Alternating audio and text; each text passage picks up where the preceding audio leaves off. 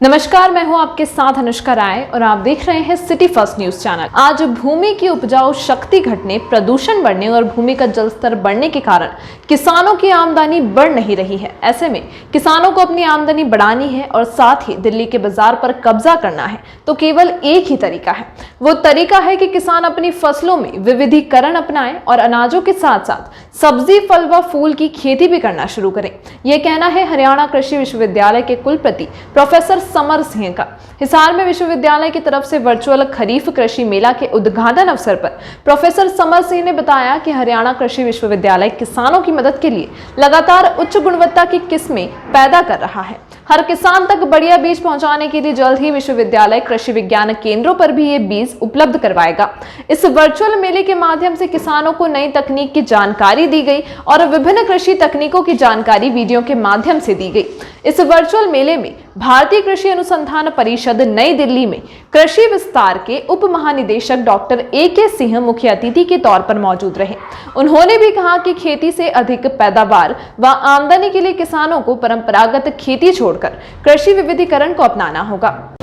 देखिए, जो चौधरी चरण सिंह हरियाणा कृषि विश्वविद्यालय हिसार में स्थापित है, इसका मुख्य उद्देश्य यही है कि जो भी कृषि से संबंधित नवीनतम जानकारी है वो किसानों तक जल्दी से जल्दी पहुंचे। और इसी कड़ी में, क्योंकि कोविड का अभी भी चल रहा है, तो मैं समझता हूं कि ये सबसे बढ़िया माध्यम है कि हम वर्चुअल किसान मेला लगाकर वो सारी जानकारी उनको उपलब्ध कराएं। और मैं किसानों को तो बधाई देता हूं क्योंकि पिछले जो मेला लगाया था उसमें भी बड़ी तादाद में वो हमारे साथ जुड़े थे और इस बार भी सीधी 50,000 के लगभग किसान ने रजिस्ट्रेशन कराई है। और मैं इस मेले के मुख्य उद्देश्य हमारा, क्योंकि इस बार थीम भी है इस मेले का कि फसलों में विविधीकरण जी, क्योंकि आज ये बहुत ही ज़्यादा ज़रूरी हो गया है। एक तरफ तो हम बात करते हैं कि हमारे किसानों की आमदनी दुगनी होनी चाहिए, और क्योंकि लगातार धान गेहूँ फसल, कपास गेहूँ फसल लेने से कुछ कमियाँ इस सिस्टम में आ गई हैं, जैसे कि पानी काफ़ी नीचे चला गया है, भूमि की उपजाऊ शक्ति घट गई है, वातावरण दूषित हो रहा है और आमदनी भी किसान की नहीं बढ़ रही। तो इसलिए ये ज़रूरी है कि पानी को बचाने के लिए, ज़मीन की उपजाऊ शक्ति को बढ़ाने के लिए और वातावरण को शुद्ध करने के लिए, और दूसरा सबसे बड़ी बात आमदनी बढ़ाने के लिए विविधीकरण, मतलब दूसरी फसलों पर हमें किसानों को तो हम प्रोत्साहित करते हैं और किसानों से आग्रह करते हैं कि आज ऐसी ऐसी तकनीकें आपके सामने हैं, आप फसल विविधीकरण अपनाएं, खासकर बागवानी व सब्जियों की तरफ जाएं।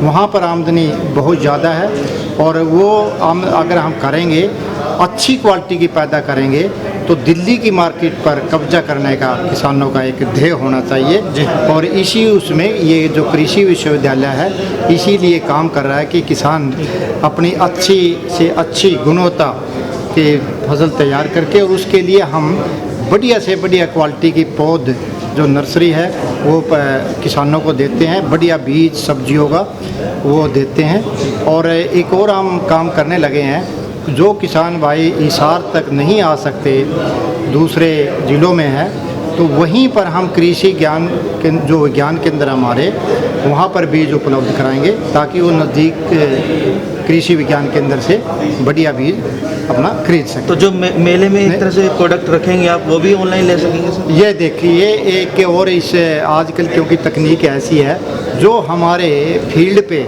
फसल लगी हुई है, पहले किसान यहाँ आते थे, देखते थे, आज हमने उनकी लगभग 400 वीडियो बना के अपनी वेबसाइट पर अपलोड कर दी। और उनमें वो सारी जितनी भी फसलें लहला रही हैं, जो डेमोस्ट्रेशन है, जो हमारे एक्सपेरिमेंट हैं, जो किसान चाहते हैं कि मैं देखूं उनको, वो उस वीडियो में देख सकते हैं। और ये एक और मैंने ये प्रोविज़न किया है कि इन 2 दिनों में कई किसान भाई नहीं देख पाते, तो वो 1 महीने तक वो अपलोड रहेंगी। तो वो कभी भी जब भी उनको समय मिलेगा वो वहाँ पर देख सकते हैं।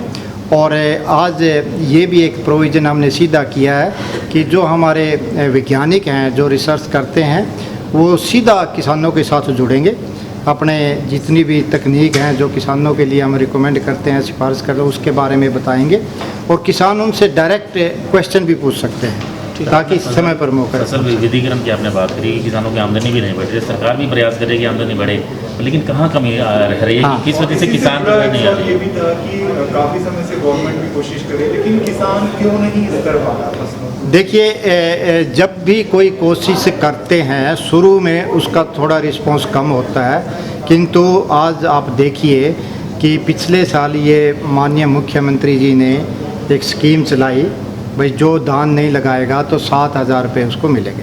तो ये बड़ी सक्सेसफुल रही और 2 लाख हेक्टेयर के करीब जो धान का रकबा कम हुआ है।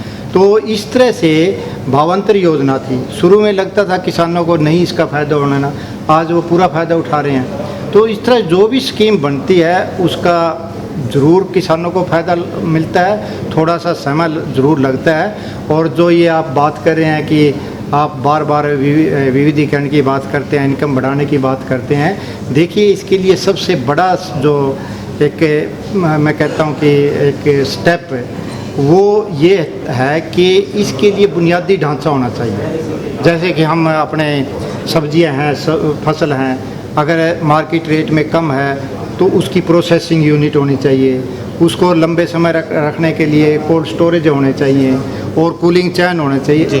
तो इन सुविधाएं की तरफ अब हमारी सरकार, माननीय मुख्यमंत्री जी काफ़ी ध्यान दे रहे हैं।